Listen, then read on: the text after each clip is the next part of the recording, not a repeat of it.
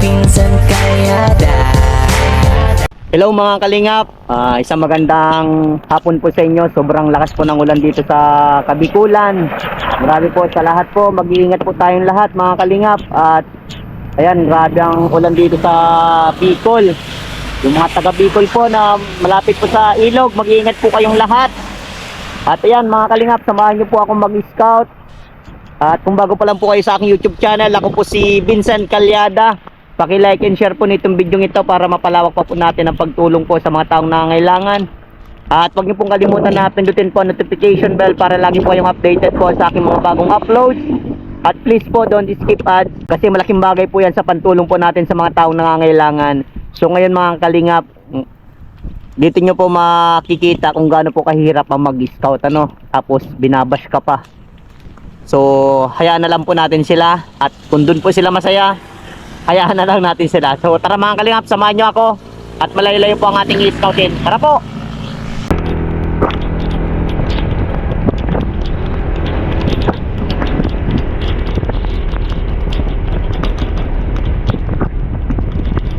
Sobrang lakas po ng ulan mga kalingap.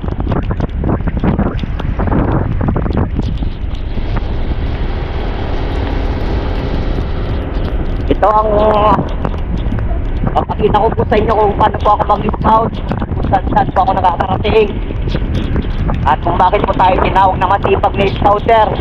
Kasi kahit rain or shine, tayo po ay mag-scout. At yan po ay hindi po alam ng iba.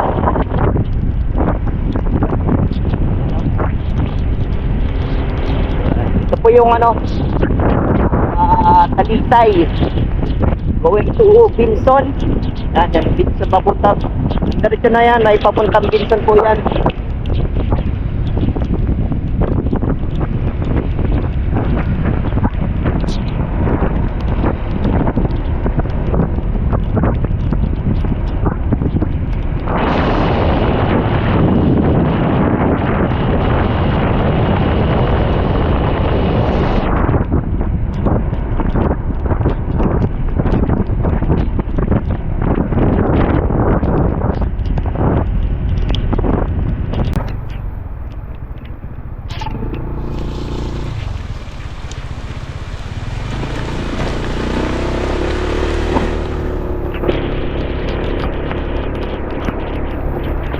Yan mga kalingap, nandito tayo sa isang liblib na lugar. Try po natin dito makahanap po bago may i-scout natin. At salamat po sa lahat na nagtitiwala po sa inyong masipag na scouter. Tuloy-tuloy pa rin po ang ating pagtulong sa abot ng ating makakaya. At maraming salamat po nabasa ko po lahat ng comments ninyo na mas maraming naniniwala sa inyong masipag na scouter. Mas maraming nagmamahal, mas maraming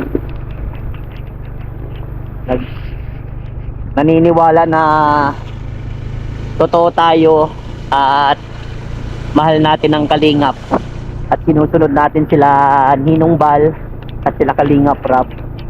At sa mga nagsasabing mali ating ginagawa, at dun sa mga nagpupuna sa atin, si Lord na pong bahala sa inyo. At alam ko po sa sarili ko na wala akong ginagawang masama, at lahat ng ating mga ginagawa, lalo ng pag-vlog kay Rina, ay meron pong permiso kay Kalingap Rap bago natin i-vlog yun. At yun lang yung masasabi ko. Huwag lang natin pansinin yung mga basher, dahil dun sila masaya. Magiging malungkot din sila palang araw sa mga ginagawa nila.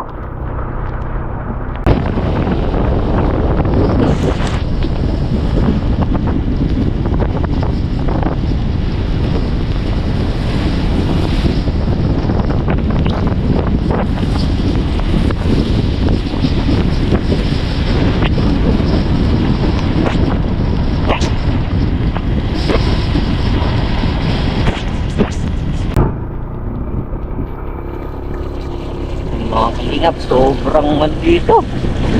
Grabe. Sobrang ulan. No.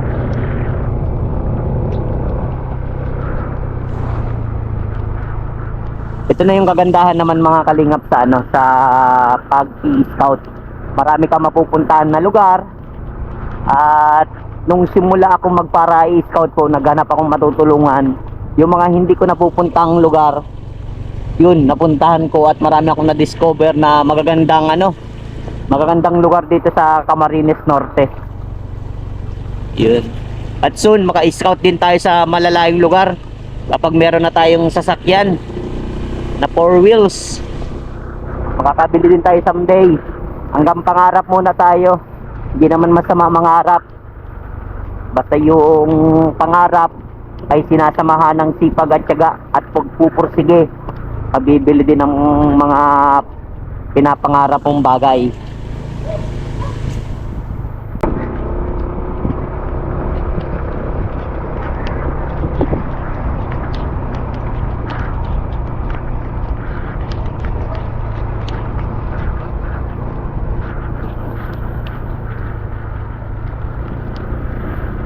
So ayan mga kalingap, end na pala dito yung daan na yun. So balik muna tayo sa kubo at para makapagpahinga at para makapagkape-kape. Kape tayo dun sa kubo. At yan, para mga kalingap, samahan nyo ako. Tuwi na muna tayo. At mahirap na, baka tayo magkasakit naman sa ginagawa natin. Yan. Grabe oh. Kumukulog pa. Grabe po yung ulanin, no? Ang daming mga masisipag na tao dito, nagtsatsaga sa umahan sa bukid para tumanim ng palay. Siyempre, kung wala sila, wala tayong makakain. Kaya dapat pasalamatan natin ang mga masisipag na farmer, na mga magsasaka na talagang kahit umulan, umaraw, tuloy sila sa pagsasaka para meron tayong may makain at siyempre para may buhay sa pamilya.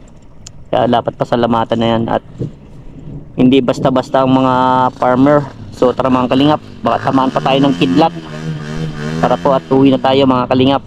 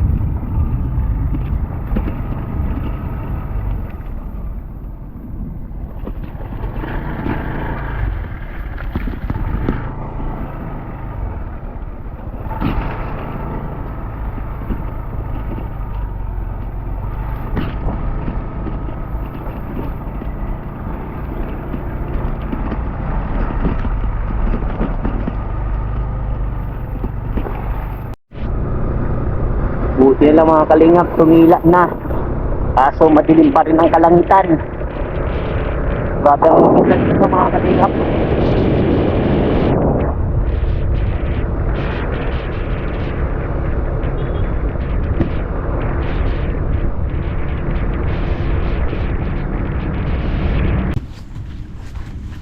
So ayan mga kalingap, kararating lang natin sa kubo.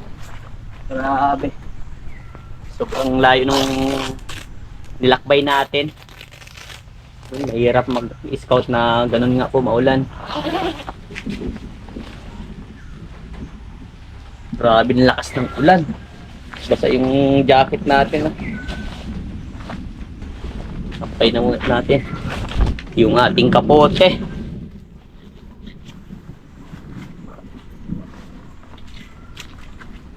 Buti na lang may kapote tayo. Yung panlaban natin sa ulan. Kape tayo mga kalingap. Tapos kwentuhan tayo. Yun. So ayan mga kalingap, nandito na tayo sa kubo. Nakaano na din tayong kape. Pero hindi tayo nainom kape. Milk po ang iniinom natin. Yan. So yun, napakahirap po talaga mag-scout na ganyan maulan. Kahit din naman mainit, mahirap din po. Tapos yung pupunta ka sa lugar na hindi mo alam. Yun po yung mga anong katulad kanina. Yung nag-scout ako sa parteng labo. Nakita kong lalaking lasing na may dalang kutsilyo. Yun yung mga bagay na nakakatakot at baka biglang harangin tayo at saksakin tayo. At yung ganito naman, yung baka tamaan tayo ng kidlat dahil sa ano ng ulan. Nakita nyo naman po, kumukulog pa. At isa pa, yung dulas ng daan, lalo na yung ating ano, ayan, pakita ko sa inyo mga kalingap, yung ating gulong po ay pudpud na. Wala pa tayong pampalit. Ayan, pudpud na po siya, makinis na. Hanggang likuran din po, parehas yan. So, ayan, iipon pa tayo ng ano, ng pampalit dyan para kahit pa paano may panlaban tayo sa ano, sa dulas ng daan. At syempre, ano pa ba ang mga ano, kaya sobrang hirap po ang pagiging scouter. Kaya mabilis po yan mapudpud, siguro within 3 months pudpud agad po yan. Kasi everyday po ako nag-i-scout at talaga malala yung lugar yung pinupuntahan ko. At ganito nga, yung damit ko basa rin. Tapos pa yung ano, dahil sa lakas ng ano, yung sa may dito naman lang po yun, no? Sa may mga ano lang. Tapos yung short naman hindi naman po. Yung mukha basa kasi gusto natin makita yung ano, yung daan kasi pag naka yung sa parang shield niya, maano pa rin, nag-iipon yung tubig. So ayan, maraming salamat po sa lahat ng nagsusuporta sa inyo masipag ni scouter. Ganun po, kay hirap ang ano. At makikita nyo din dun sa vlog din ni Edo, ganun, kay hirap ang pag-scout po. Kumbaga, hindi po basta ang scout eh. Talagang susuyudin mo yung mga daan. Tulad kanina, yung dinaanan natin sa may gilid ng irrigation, grabe. Ay, dinaanan ko lang pala, hindi nyo dinaanan. Nakita nyo lang pala sa vlog ko. So, ayan, at salamat sa lahat talaga po, grabe. Tuloy-tuloy yung masipag, scouter. Bukas po, mag-aagap tayo ulit mag-scout. So, ayan, personal vlog. Ganito po yung ginagawa ko na after po ako mag-scout ng malayo. At, ayun. Nainom pa ako ng gatas kasi mapagod po. Ito lang po yung pang-recover ko sa pagod. Lalo na kapag ako yung lalagnatin. Ito lang po yung ginagawa ko. Inom akong gatas para mabilis po makarecover. Tapos nililigo ko po yun. Kahit masama pa ang pakiramdam.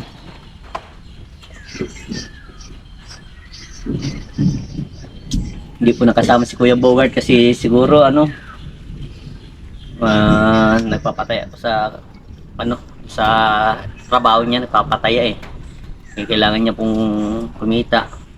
Pero pag nandito man po yun sa kubo, nakakalibre man po siya ng kain. At yung natitira po ay pinapadala ko sa kanya para meron siyang makain pang gabihan. Pati damay na din po yung aso niya.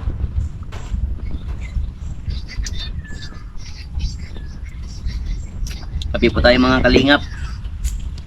At yan, ano pa ba? Sana po lagi niyo pong suportahan ano, sa bawat lakad ko, sa bawat scout ko. Alam niyo naman po yan at alam ko na mas marami pong nagtitiwala sa akin, naniniwala sa akin na ito ang masipag na scouter. Talagang tulong kung tulong talaga. At salamat sa lahat talaga po na nagtatanggol sa akin. At abangan nyo po, meron po tayong mga nilapit kay Kalinga Prab na mga in-scout natin. At someday po, makakasama ulit tayo sa kanila kala Kalingap Rob. Ayan po, kasi yung iba po kasi laging iniisip, nagsarili na ako. Ako po ay isang full-time scouter na talagang sinabi po ini Ninong Bal. At syempre, ni Kalingap Rob, sinabi din po na full-time scouter kami nila, Alvin, nila Bente Boy. Kaya ayun, kaya din nyo kami halos makita sa grupo nila Kalingap Rob, sa K-Boys. So, kaya, ayan sa mga nagtatanong, sana po mas maintindihan ninyo na mahirap po ang maging scouter, mahirap ang humanap ng tutulungan. Talagang yung hinahanapan po natin talagang pinaka-deserving. At nakikita nyo naman po sa bawat scout ko na talagang puro senior citizen, pang iniwan ng mga magulang, tapos yung mga talagang yung hirap talaga po sa buhay. At yan, hanggang dito na lang talaga mga kalingap. Busin ko lang itong aking kape. Salamat po sa lahat sa mga viewers, subscriber, sa mga sponsor po, sa mga minamahal kong OFW. Mag-iingat po kayong lahat. Maraming salamat po. At Diyos mabalo sendo nga boss. Bye bye po.